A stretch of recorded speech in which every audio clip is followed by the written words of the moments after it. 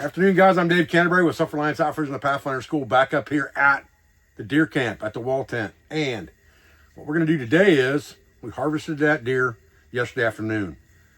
Went ahead and took care of business, took care of the deer, field dressed, gutted, all that good stuff. Pull the organs out, and now we're going to fix the heart. Okay, we're going to cook the heart today.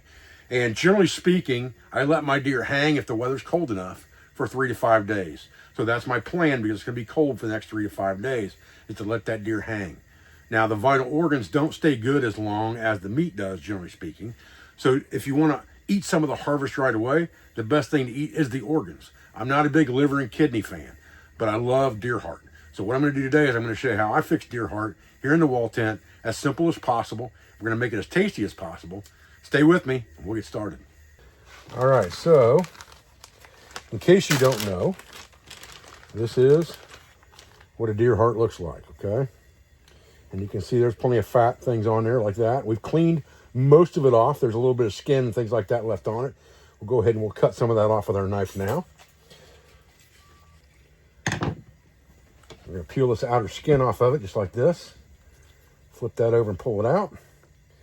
And then we're going to cut all of this off at the same time. Just like that. And got a couple valves left on here that you can see here, and those are kind of gristly.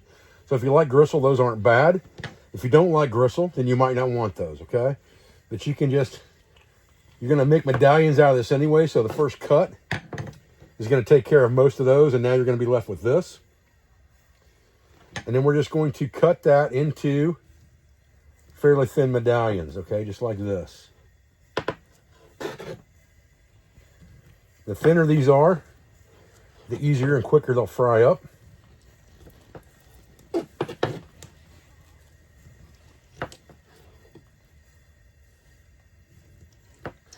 Beautiful, beautiful.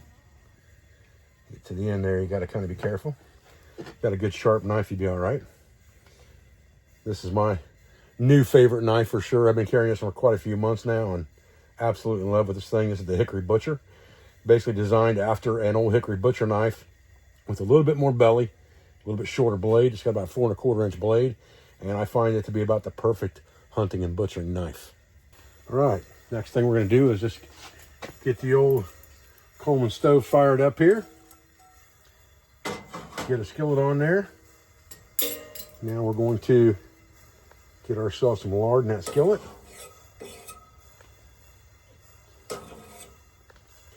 I like using lard for this stuff. You can use whatever you want. Could have took some fat off the deer. That would have been another way that we could utilize part of that animal, but because I didn't skin it, we haven't been able to get to any of the fat yet either. That animal's currently hanging with the hair on, so we're gonna settle for lard today instead of deer tallow. All right, while our skillet's getting ready, what we're going to do is we're going to just take some, I'm going to take 1 tablespoon of powdered butter.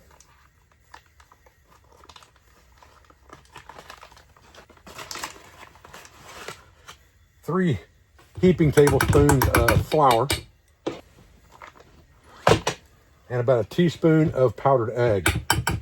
We're going to put all that into one mixing bowl. Now, one of the things that is kind of the secret sauce to me is this soul food seasoning. I buy this at Piggly Wiggly. I'm going to put a full tablespoon of it in here. Just like that. And then we're going to mix this up really good.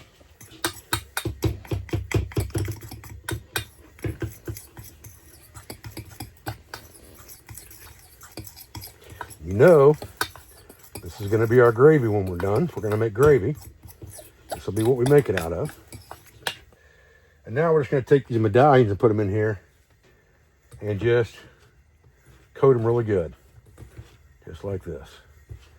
That meat's going to be wet enough and damp enough that you're not going to have to use anything in there to make it stick. It's going to stick itself. You don't need a ton of it, but it's going to make it taste really, really well, okay? And that's what we're looking for right there going into the skillet. Turn this up just a little bit. And we're just looking for a little bit of a sheen on top of that. There we go. Now we're ready to get us another one in there.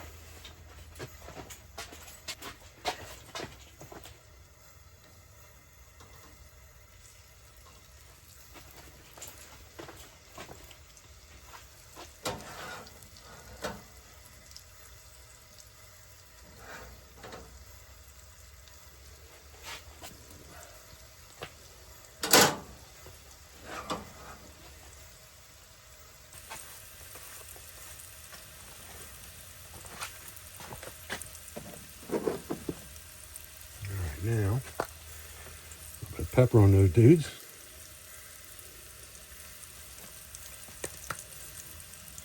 Look at that, man. Holy cow. Look at that thing. Man, that's beautiful.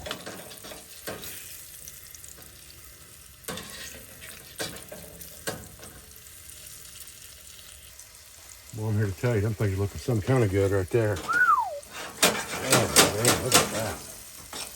Golly. Oh, yeah. Some kind of good. Get a little pepper here on this side.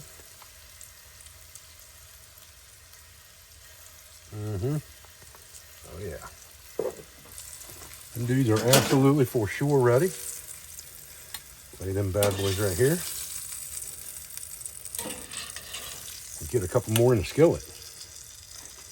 Oh man, look at that. Golly.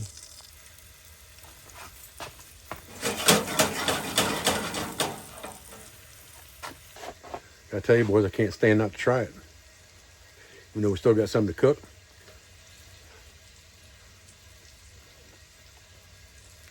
Oh man. Deer heart is awesome. Very much like chicken gizzards. If you like chicken gizzards, you'll love deer heart, trust me. All right, I'm going to show you something here that's going to make some people go absolutely out of their minds.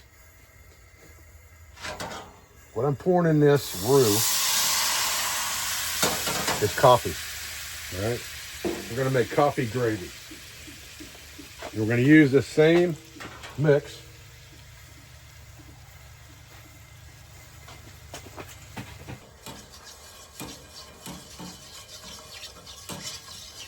This is a trick you can use if you are low on water in camp and you've made a pot of coffee and you need to use something to make some gravy with, or something to make your meal a little more sustainable, a little more calorie dense. You can take that coffee and use that in place of the water to make your gravy. Now again, once we have that roux mixed with our flour and our coffee, we can start to heat it up and mix it, get the lumps out of it, get it to a boil, and then slowly stir it to thicken.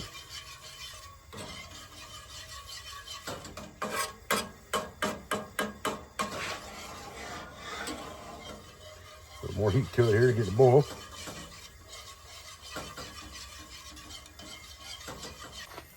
All right, once our gravy's boiling,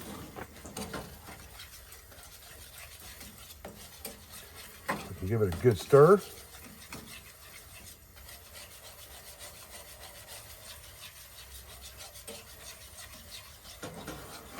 Turn the heat down just a shade. Let it thicken up.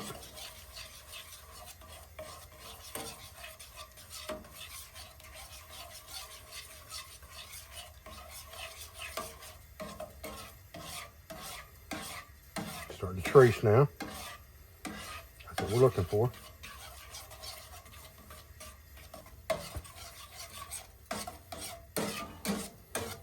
This made a nice brown gravy, but it's going to shock you what this tastes like. I know people are going to be like, what? But you got to taste it to believe it.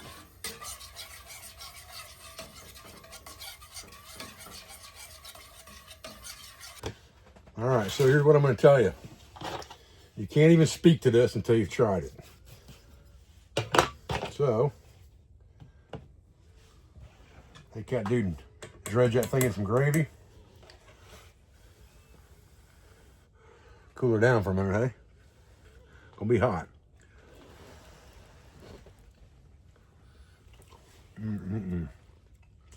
Man. So good. Golly. So good. Man. All right. Now we're after it for sure. Now we could just drench this whole thing in this gravy and pour it all over top of this. But that'd be fine. Golly. Man. That's so good. Golly.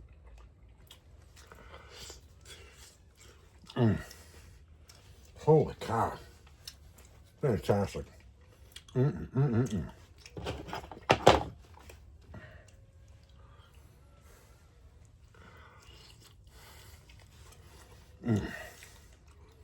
gosh, that's good.